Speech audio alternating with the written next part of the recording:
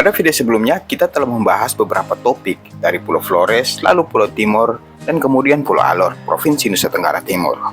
Nah, dalam kesempatan kali ini, ayo temani saya menyeberang ke utara, yakni ke Provinsi Sulawesi Tenggara.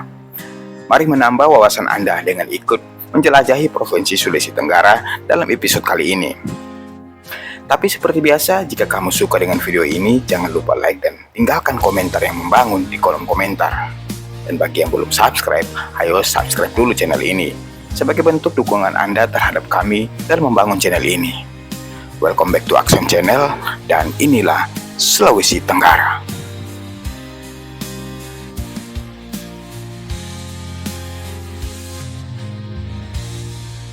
Sulawesi Tenggara, sebuah provinsi di timur Indonesia yang dikaruniai kekayaan alam yang luar biasa.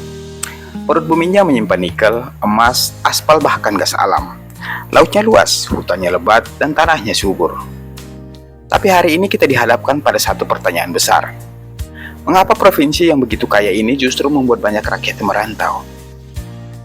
Apakah karena rakyatnya yang hobi merantau, atau terpinggirkan oleh aturan kerja yang membuat mereka kurang mendapatkan kesempatan kerja? Atau mungkin inilah sebuah kenyataan bahwa di mana ada daerah kaya, di situ banyak penduduk miskin meratapi kehidupannya. Bukankah kekayaan alam itu milik mereka? Jika mereka tidak boleh mengelola kekayaan alam mereka sendiri, maka utamakanlah mereka mengambil kesempatan kerja di perusahaan yang dikelola oleh pemerintah atau perusahaan asing yang mengeruk kekayaan alam mereka. Dan coba bayangkan, ketika mobil-mobil truk hilir mudik berisi muatan emas dan nikel di depan gubuk-gubuk derita masyarakat setempat yang di dalamnya berbaring anak-anak yang kekurangan gizi.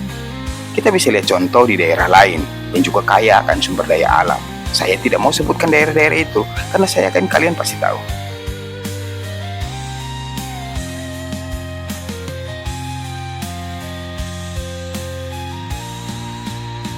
Secara geografis, Provinsi Sulawesi Tenggara terletak di bagian tenggara Pulau Sulawesi.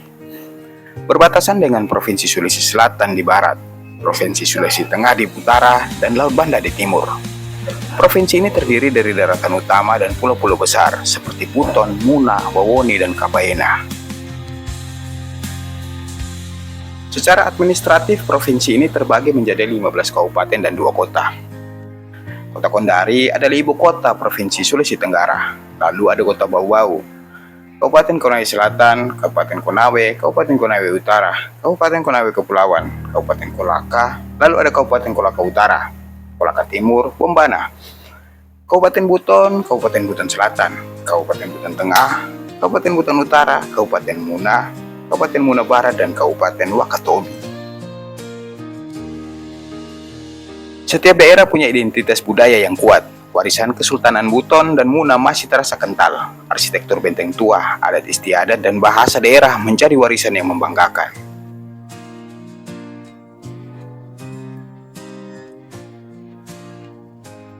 Sulawesi Tenggara bukan provinsi biasa. Inilah daerah yang menyimpan sumber daya tambang paling lengkap di Indonesia. Nikel tersebar di Kolaka, Konawe, Morosi, dan Bombana. Emas ditemukan di Bombana yang pernah menjadi tambang rakyat yang kini dikuasai oleh korporasi. Aspal di Buton menyimpan cadangan aspal alam terbesar di dunia yang belum sepenuhnya dioptimalkan. Lalu ada gas alam, potensi besar ditemukan di kawasan pesisir dan lepas pantai yang belum tergarap. Ada juga potensi tambang bauksit, biji besi, dan tembaga. Kemudian di Bau-Bau ada batu giok hijau yang sangat menawan. Sultra juga punya potensi kelautan, pertanian, dan kehutanan. Namun potensi ini justru seperti disisihkan, kalah pamor dengan taman tambang besar.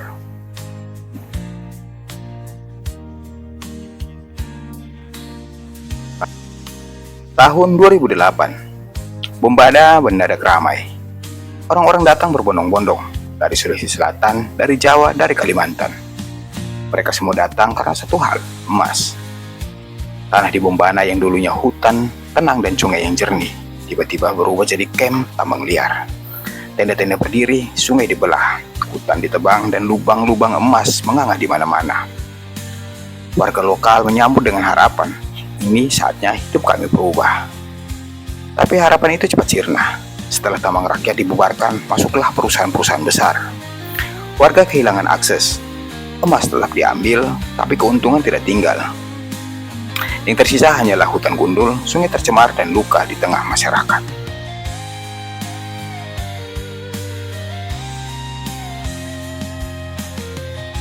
Di Pulau Buton, terkubur kekayaan alam yang tidak dimiliki negara manapun di Asia. Aspal alam berkualitas terbaik di dunia. Bahkan Belanda sudah menambangnya sejak tahun 1920-an. Aspal Buton terkenal kuat, tahan lama, dan ramah lingkungan. Cocok untuk jalan raya, pelabuhan, dan bahkan landasan pesawat. Tapi apa yang terjadi sekarang?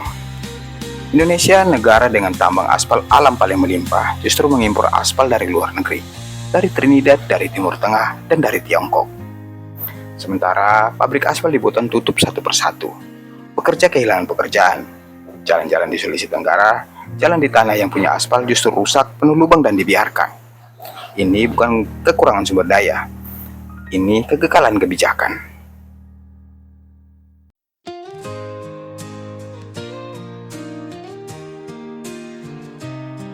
Nikel adalah logam masa depan, bahan utama untuk baterai mobil listrik, ponsel, dan teknologi hijau dunia.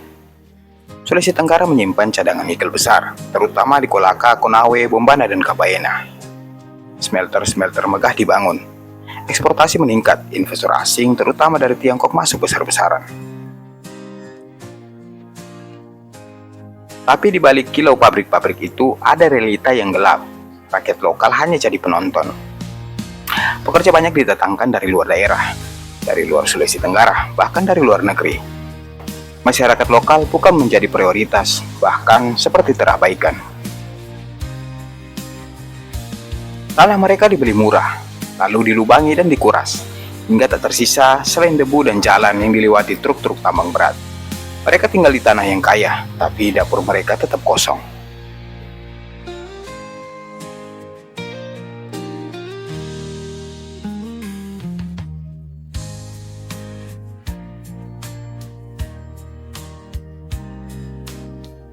Potensi gas alam juga besar di Sulawesi Tenggara. Terdeteksi di wilayah pesisir laut sekitar Buton, bahkan sampai ke daratan Konawe dan Muna. Tapi hingga hari ini, gas itu masih tidur. Masih terkubur jauh di bawah tanah dan laut, menunggu perhatian yang tak kunjung datang. Sementara di provinsi lain membangun kilang, membangun pipa gas, di sini masyarakat masih pakai kayu bakar, masih beli LPG mahal, masih gelap di malam hari karena listrik terbatas. Potensi energi untuk dunia, tapi masyarakat sekitar tak pernah ikut merasakan manfaatnya.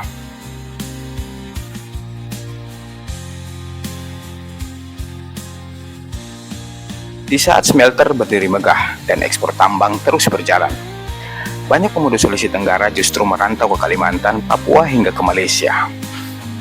Sebagian jadi buruh kasar, TKI ilegal, atau pekerja tambang tradisional, bukan karena tak cinta tanah kelahiran, tapi karena di sini mereka tak punya harapan. Kemiskinan masih membayangi banyak desa, infrastruktur masih belum merata, akses air bersih, listrik, dan sekolah masih tertinggal di banyak tempat.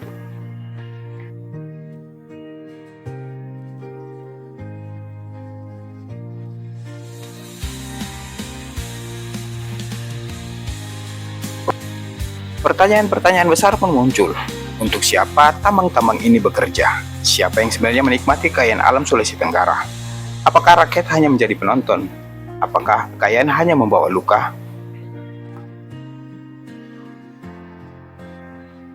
Ini bukan cerita tentang kurangnya kekayaan.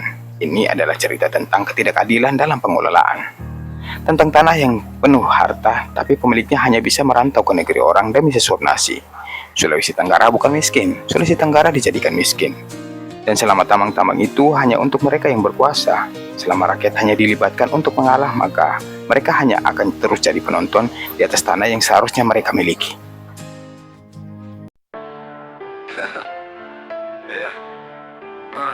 Katanya Indonesia kaya.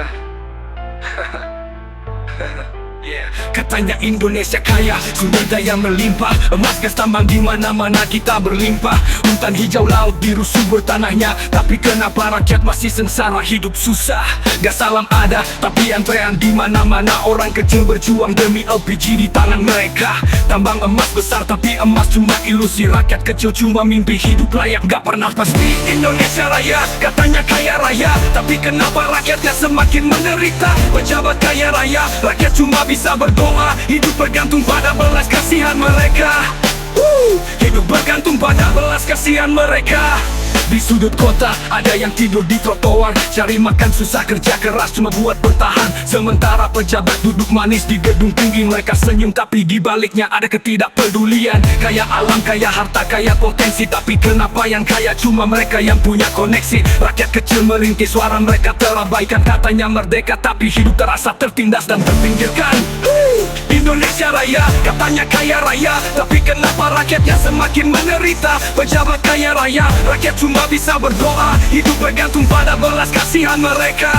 Hey, mereka Indonesia Raya, katanya kaya raya, tapi kenapa rakyatnya semakin menderita? Pejabat kaya raya, rakyat cuma bisa berdoa. Hidup bergantung pada belas kasihan mereka. Di sudut kota ada yang tidur di trotoar, cari makan susah, kerja keras cuma buat bertahan. Sementara pejabat duduk manis di gedung tinggi, mereka senyum tapi di baliknya ada ketidakpedulian. Kaya alam, kaya harta, kaya potensi, tapi kenapa yang kaya cuma mereka yang punya koneksi? Rakyat kecil merintih, suara mereka terabaikan. Ketika tapi hidup terasa tertindas dan terpinggirkan.